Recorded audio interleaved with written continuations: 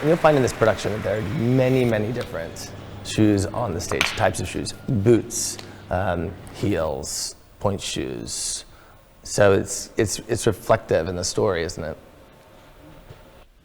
Also die Spitzenschuhe werden gekauft vom Ausland, aber solche Stiefel, die zum Kostüm passen und die der Wunsch der Choreograf entspricht, sowohl wie der Kostümdesigner, solche Stiefel sind hier angefertigt worden. Das sind verschiedene Materialien hier, Leder und ein weicherer Stoff.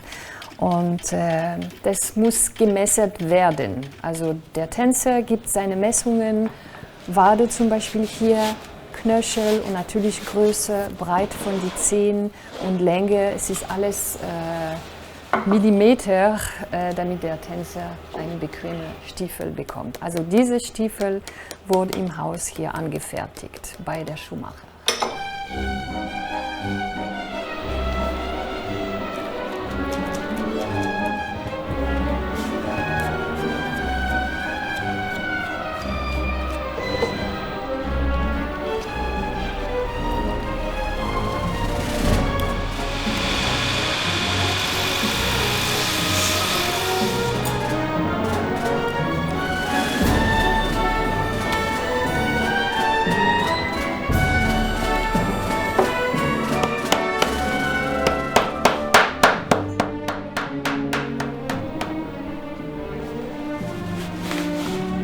As dancers, we grow up preparing dance shoes.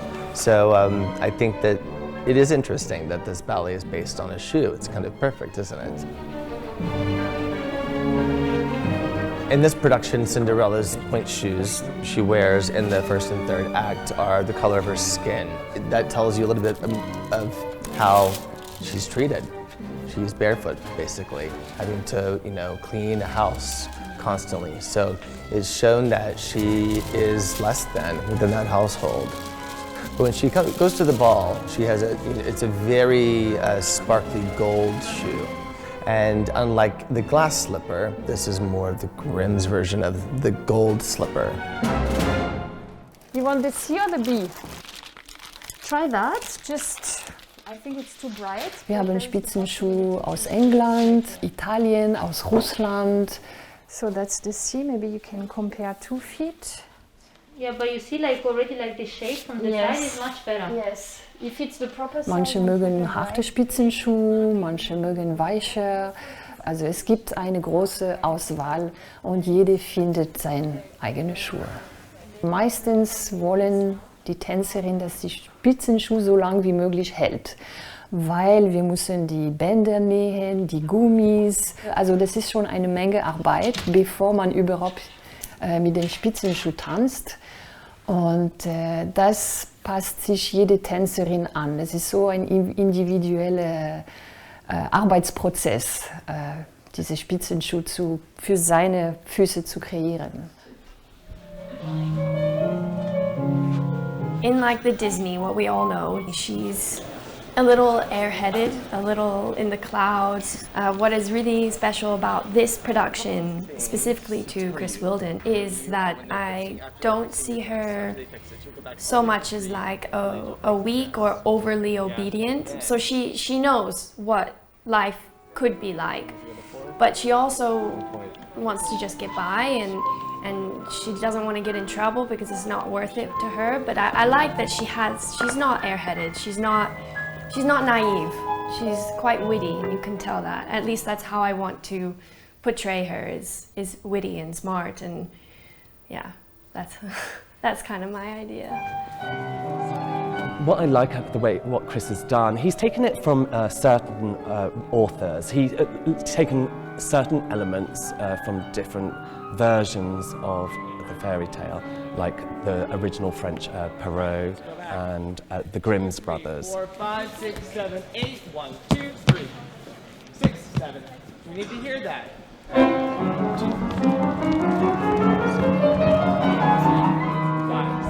7. He liked, especially from the Grimm's brothers, that there was no fairy godmother. So the fates kind of take Cinderella on her journey, which is her mind.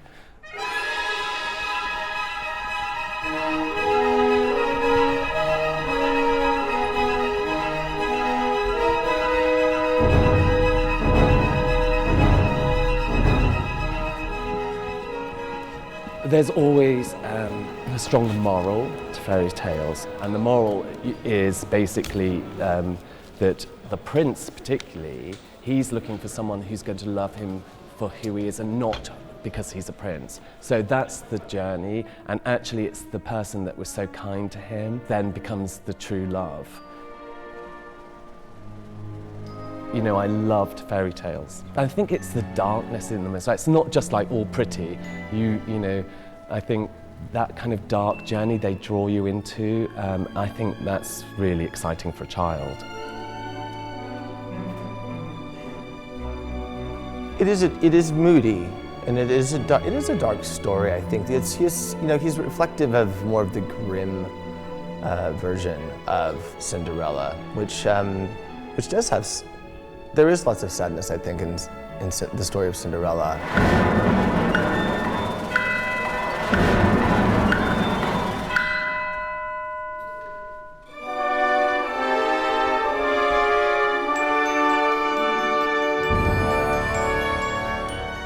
Cinderella has a lot of forgiveness and a lot of gratitude, actually. So I found that really, actually inspiring to me as a person to do that part as this character, is that she is incredibly forgiving.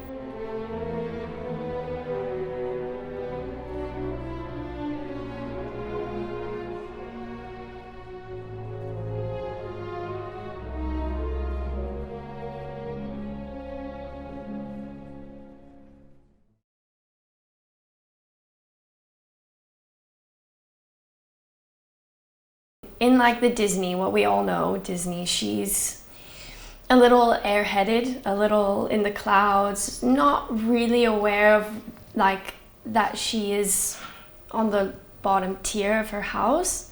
What I like about this version is that she does know it, because she wasn't there from a super young age, you know, like for me it seems like the stepmother in this production, she comes around in her teens. So there is a moment after the mother passes that it's just her and her dad. So she knows what life could be like, but she also wants to just get by, and she doesn't want to get in trouble because it's not worth it to her. But there are moments of fire. For example, in the very beginning, when she first meets the stepsisters, they knock the flowers, she has flowers, out of her hand and tells her to pick it up, and she does. But upon like standing up on her 2 feet, she has a little bit of like she wants to fight, and the sister sees it and she gets a bit scared, but then she runs away, and I think that's about it. But I like that she's not airheaded, she's not naive, she's quite witty, and you can tell that. At least that's how I want to portray her, is witty and smart, and yeah, that's kind of my idea.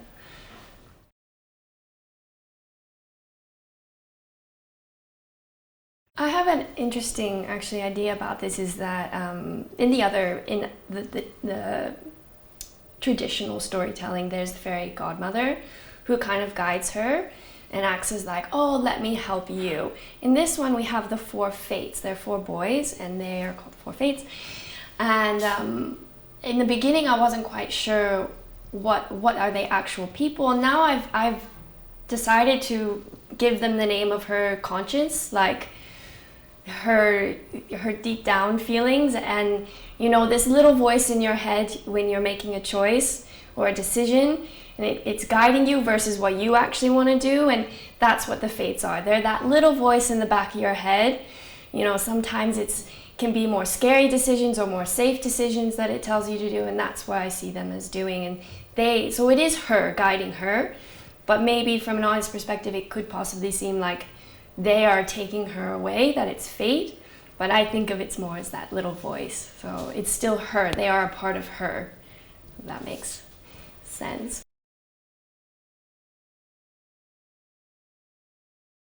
Actually, since I was a little kid, my mother is an actress, and she would always tell me when I get nervous, just remember to tell your story, or a story, tell the story. And this is kind of what I learned to bring down all the nerves, because as an audience member, you guys aren't seeing the technique. Maybe some obvious things if you fall, you know, but like the real finesse of the technique. It should be good, that's why we're professional, and we're always working on that, but the mass majority of the audience member, they just want to feel something, they want to see a story, and so I'm really grateful that my mom planted this seed at a really young age. And so now before any ballet, any piece, I come up with a story in my head, and I actually really love it. Like I also wanted to be a writer when I was a kid. I loved making short stories and having my own world in my head to escape whatever was happening in mine. Not necessarily because it was bad, no, like I just was highly imaginative. And I think that just carries on, and it makes it so much joyful, and it gives so much to the audience to have that feeling myself, and it also takes away my nerves, and it just brings everything together, you know, and just makes it really enjoyable.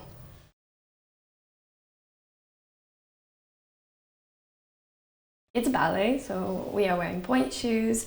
Almost every female who's on stage. What is really special about this production, and specifically to Chris Wheeldon, is that in second act Cinderella has painted gold shoes. This is really cool. I think also for the audience member in third act, when the prince is trying to find her and trying the shoe, it's obviously a gold shoe, but Cinderella in first and third, when she's in her home, wears nude shoes, so they look like bare feet a bit. So it's really nice like that there's this something special that he added. It wasn't just a pink shoe, a pink ballet slipper. Yeah.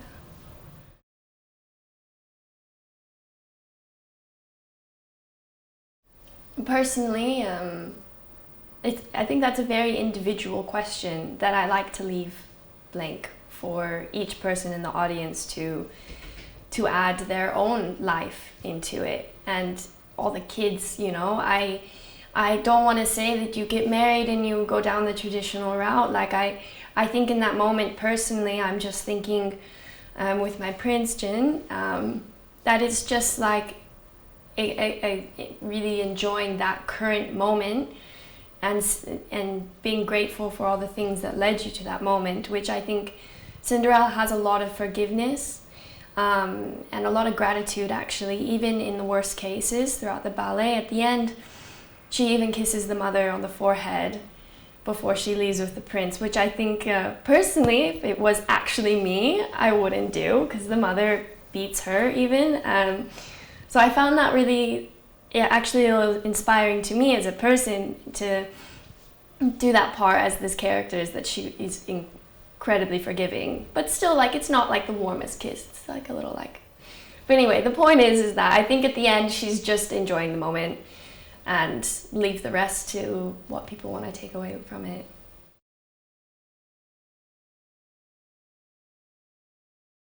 That's a tricky question. I think that there's nothing wrong with the traditional story of Cinderella. I don't think that we need to throw it in the trash, by no means. But yes, as time goes on, these stories, naturally, they develop in a way to adjust to today's society and the ideals around that. I find it interesting to do this production, and also the more traditional with Cinderella and a tutu, and then also to do another production I did by Stanton Welch in Houston where Cinderella was a tomboy. I think that his version was very up to the time, but this version is also leaning more towards the original story, and I find that interesting, is that they both match today's society, but they're still very different. So I think we need to not trash one or the other simply because the times have changed, but appreciate what we can from each version, and find the values in each version. That's what's most important, is to find the positives in the things, not the negatives.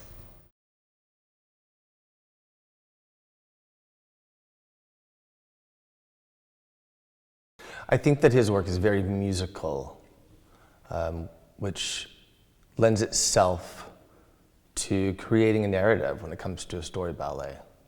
His choreography mostly tells you what the story is.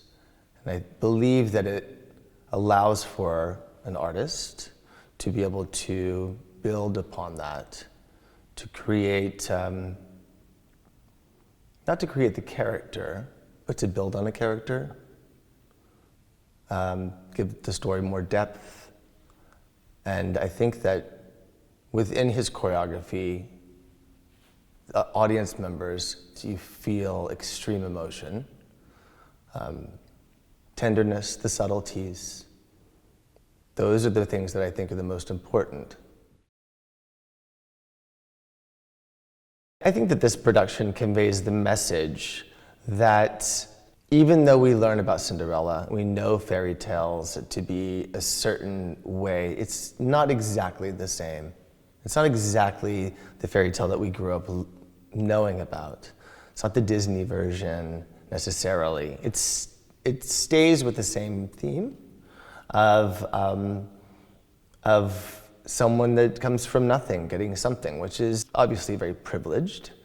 But it's also, he's made it to where it's a little bit more realistic, I think.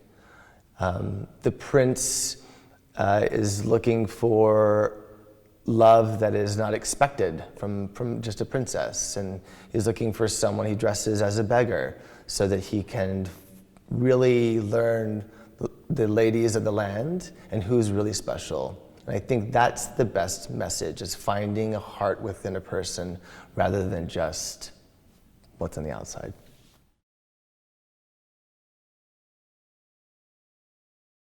The Fates in this version somewhat carry the show because they really are responsible for taking her through her journey. You know, she cries on the gravestone, the Fates are there. They're from the minute she's a little girl. The tears, her tears, then make this beautiful tree grow, which is reflective of her mother. And then the tree produces these spirits that are the seasons to teach her about life. So when you see it choreographically from the seasons, each season teaches her a step. She takes that step and she takes it to the ball with her to show everyone at the ball how educated she is and that she's not just some young, innocent, poor girl that's having to clean ashes all the time. So there is a theme that is taken throughout this story that you can see from the beginning until the end. Not only the theme in the music, but a theme in step. So you know that when this music is coming, or you recognize this music happening, that there is a movement that she shows as a young girl up until the very end. So I think that's important to keep because it enables the audience to follow the narrative. And that's part of the storytelling that's so important.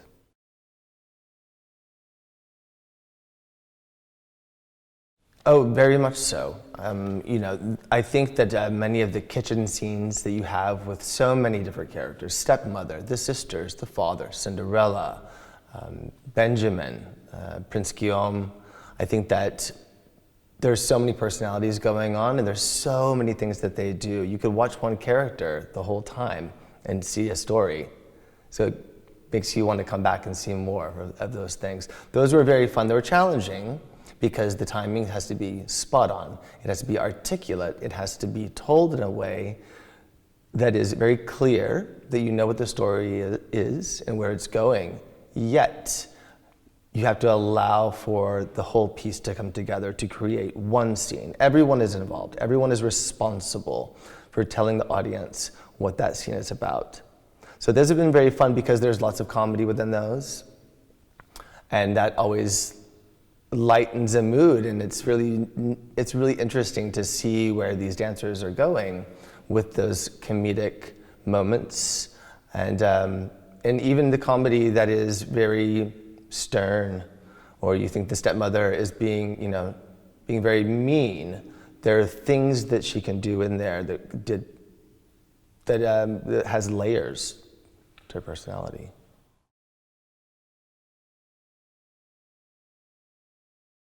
Absolutely. I mean, as a stager, you walk into a room and you're supposed to explain where this character is coming from, their timings, the movement, their intention, all of these things that you are bringing into the room. So yes, you have to do everyone's role, and then once that role is finished teaching, which never really is finished teaching, right? But once it is taught, then you lend itself to an individual.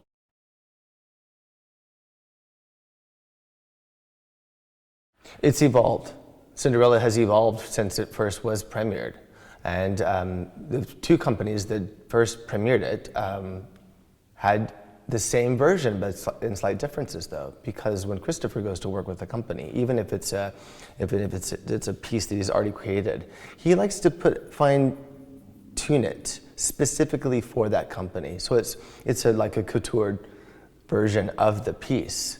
And after being able to work with him for so many years, I've been able to come and do that, stick with his vision, and stick with the choreography and all of those things. But you have to make it work for the company that you're working with. I think it's an affectation. I mean, they're just like edges. They're just like, you know, you just hem the seams a little bit. You trim edges on some things that need trimming, not to take away from the story. But not everyone dances the same. You can't take one piece of work and have it done exactly the same way, which is the beauty of art and live theater. Rotate around and here. If you can, from this lift, place her. If you can just give a little bit more space. Sometimes we get really close and then that arm has nowhere to go coming through. Yeah? So get her away from you just a little bit. Still on her leg, that's right, and then up and around. There we go. Just remember for that, she can be too far forward, but sometimes she's back on her heel just a little bit, and then she has a further journey to get up for that pirouette. So from the ending here, push her forward just a little bit, because you have that, and then that knock, all she has to do is bring that leg in to come in for the cabriole. Yep. So, a little bit further forward. Yeah. Okay. Whoops. Too far forward. Good. So why don't we get there and then you tell him where you want to be. And then he'll feel that, know exactly where that is. The jeté. Mm-hmm. So let's go from the alsacon. And forward. Up. 5, 6, 7, 8, 9, 10, 11.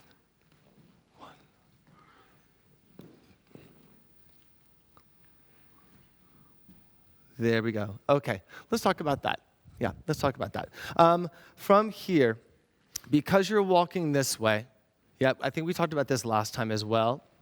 Her pirouette just wants to go straight up and then step across. And because you're walking, your force is already going this way. And because you're here, all she has to go is here. So if anything, for this arm, just go straight up with the arm. Don't think of giving any force that way, if we can, because it's taking her kind of far over. Yeah, her pirouette's a little here. So, yeah, let's look at that. Straight up. Right, so then you need to walk a little bit sooner, Jin. Go, walk right away, and go. There we go, and it opens up that leg. Woo, good. Cabriole. Cabriole wants to be a little bit further if we can. It's a little down for me, a little too far. A little bit more of a pike for the cabriole. We're gonna come down through our susu, which is a susu, to swing through. That's it. There we go. I think it's just a little too high. I think it's just a little too high. Yeah, I think you're trying to do a full press rather than a pass and then come down. Yeah? Okay, we'll do that with music. We'll take it from the fast bit. 1 and 2 and da da da da da da da da. Mm-hmm. Okay. Ready?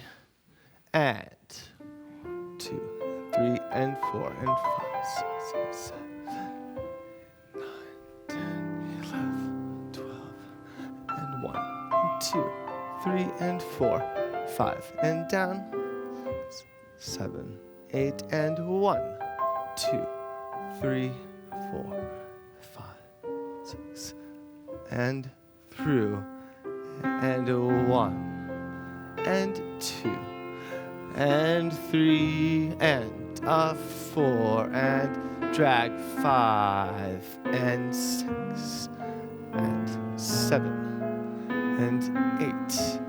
Nice save. 10 and 11, 12 and 1. Okay. And 4, 5 and 6 and 7, 8 and 1. Tick tock up and stop there. That's very nice. Good. Okay. Thank you, Tasha. Thank you. All right.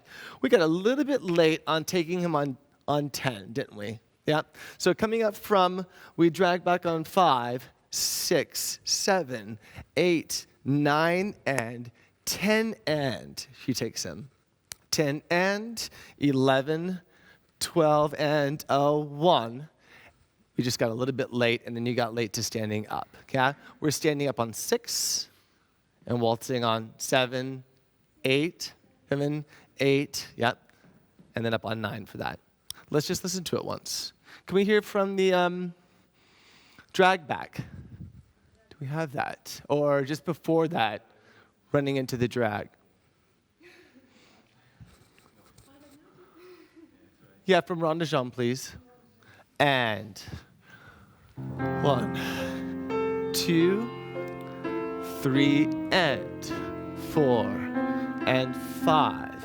Open 6, and 7, and 8, and 9, and 10, and 11, 12, and 1, and 2, and 3, down, 4, and 5, up 6, and 7, and 8, and 9, 10, 11, 1, 2, 4, 5, 6, 7, 1, and 2, 3, 4, 5, 6, 7.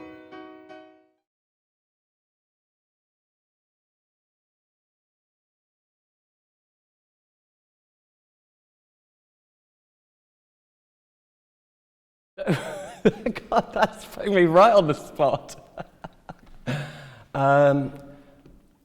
Just words. Fairy tale, sorrow, joy, love, and how many have I done? 4?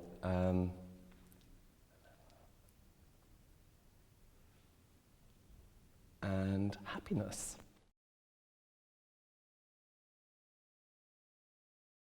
Well, I loved fairy tales as a kid. I mean, totally. That's all I read.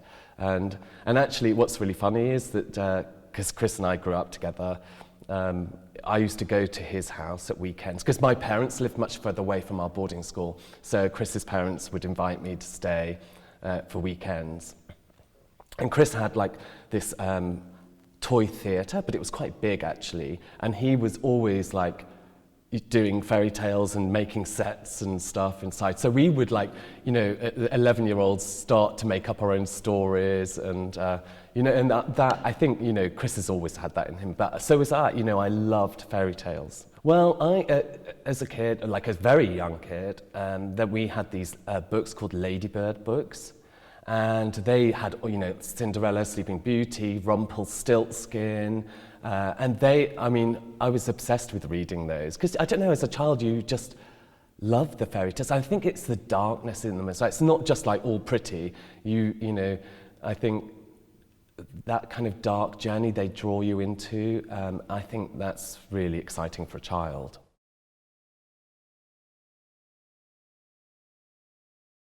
Well, I think Christopher certainly moved classical ballet forward, and he is a classical choreographer, but he adds certain elements that kind of modernize ballet? Well, his choreography is more complex than the usual classical. So he takes his choreography off balance. He uses much more intricate arm movements and port de bras, and also he's very complex in the way he does group work. He layers a lot.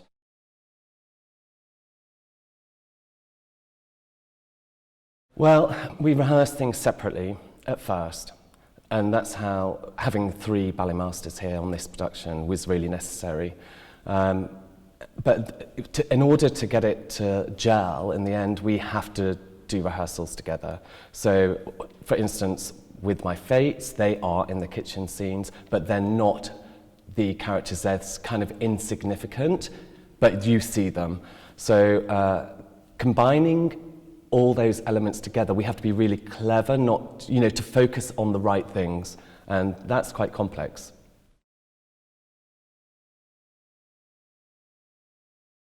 Well, I think that actually that is one of the biggest challenges for a choreographer. There's some choreographers kind of have that in them to be able to tell a story, and some don't. Some are much more abstract. Chris is very clever as a person, and I think, especially with something like a fairy tale or something, you have to really get that story across to the audience so they understand. But so I think that Chris actually has a real talent for that, and manages to tell the story without confusing the audience.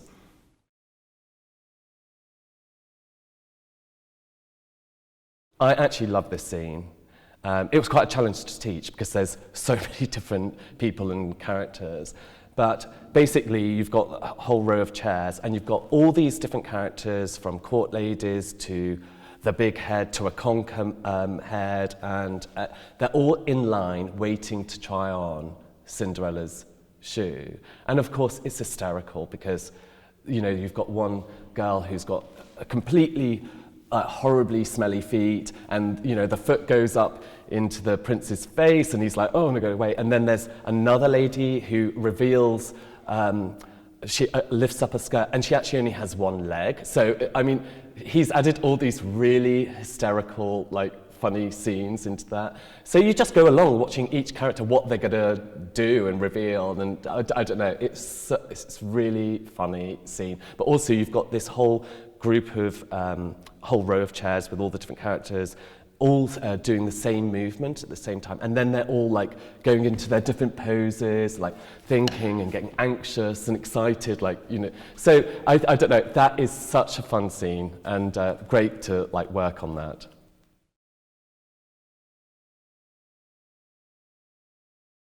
Well, it's a real combination of things because, for a start, the music has real character to it. I mean, you've got the sorrowful feel to it, you've got the joy in it, and you've got the kind of spikiness to the music, which then also you can hear as characters. And I actually think that's what's brilliant about this score, is that it's there's the spiky bits you can instantly feel are the sisters or the stepmom, and then you've got those beautiful passages of fluidity, which relates to the love interest and the pas de deux.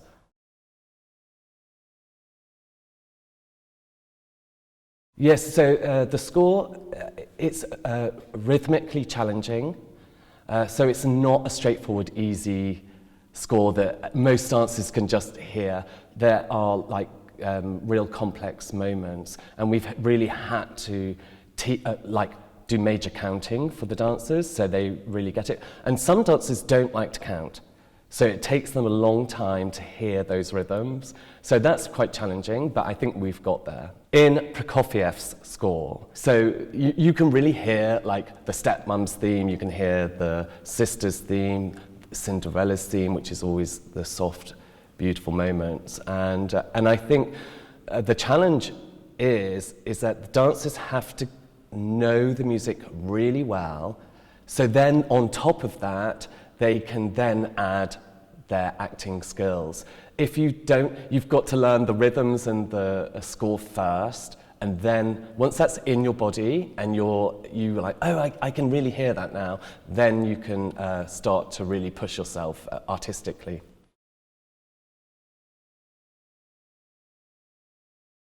I think Chris has choreographed it so well and has told the story so well. I don't think the audience will miss anything, but I think that he's cleverly used the sisters in a different way to maybe other choreographers done. They're not necessarily nasty, and especially one of them is particularly sweet, actually. They're just in a situation that they are, and Cinderella's in her situation. I think the kitchen scenes are really interesting to watch, with the dynamics between the father, Cinderella, and then obviously the stepmom and sisters. And I think that's kind of really fun and interesting to watch.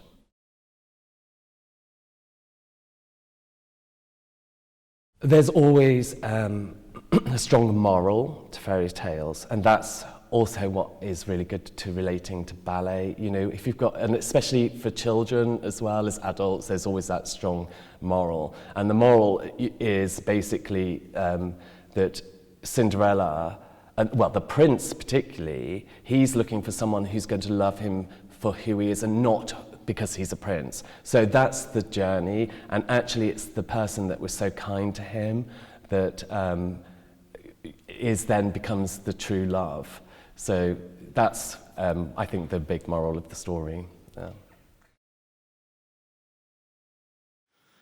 This first step, we really want the whole shoulder up and forward, and your face is directly to the audience. It's quite kind of menacing in a way, but it's that real connection with the audience. And of course, Sergio, you're the lowest, so you get the hardest bit because you have to really get down low, yeah?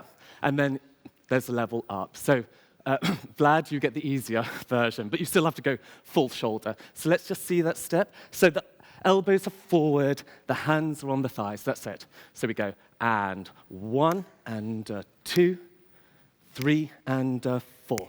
Good. So this soutenu step, we want loads of body. So as you step out, do quite a big step out, Sergio, and we really want to leave our body behind as you do the soutenu. That's it, yeah. And then the chassé is a real, 2 arms down, then this over the top. Then when we step, the arms cross over, we lean right back and full back, tombe, bringing the shoulder forward and down. Arm is higher here at the back, yeah? Full rond to attitude. Then as we switch, so that it goes to this corner, the foot, to overturn it. When we flip to attitude devant, we're going to extend the leg into this next step. Yeah. And if you can, from the rond, as we turn and extend, if you can also do your body slightly back, yeah, great. On the next step, the chassé, the arms cross, but the head's up. Well, it's not up, straight. Yeah, so it doesn't go down on this bit, so on the chassé, but then on the jeté, double attitude jeté, the head is down and the elbows are up. Yeah? Good. Let's just see that bit. And we're all in a canon. What I'd like to achieve is that when Sergio's down here, he's doing this step here. We need to kind of, as you do the soutenu, you need to replace each other. So as far as Sergio's gone on the soutenu, you have to then be where he was. Otherwise, we lose the pattern. Yeah? Let's just try that with the music. Natalie, have you got an 8 in, that little trilly 8 before it starts? Bum, bum, bum. Oh, 2 and 3, 4, yeah. If you could play that, would be great. Oh, a little lead into that.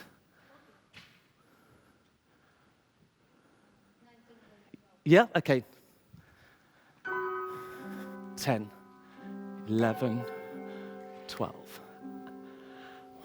1, 2, 3, 4. Step out, body, 2, 3, 4. Back, good. Six. That's it. Extend the leg. Tango, 1 and 2, 3, 4, 5, 6, 7, 8. Up, 1. Okay, good. Good, guys. Good. When we land after the jeté, the arms on this next bit, we really want to see the top arm go across around the head. This one, as that happens, this one straightens out, and then we turn to full arm spread, and quite far back, actually. That's it, yeah.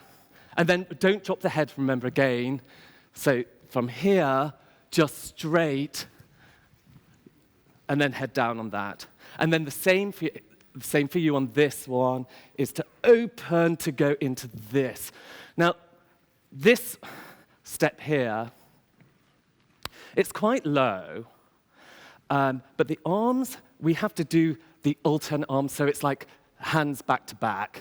So as you go back to back, and then the elbow and the shoulder come forward on this step, so it comes forward, extends out. Shoulder forward, out. Yeah? Let's just see that step. Just all together, and go. 5, 6, good. Vlad, a bit more shoulder forward, the right shoulder forward. Yeah, that's great. And then on this next turn, the front arm is going to be first position, but the back arm, we're going to actually turn the palm around this way, yeah?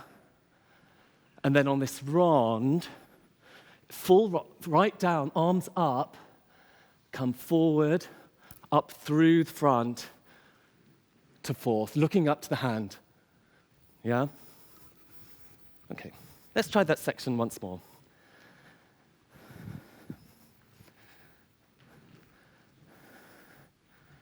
I'll just do a ready and into the bum, bum, bum, bum. Ready,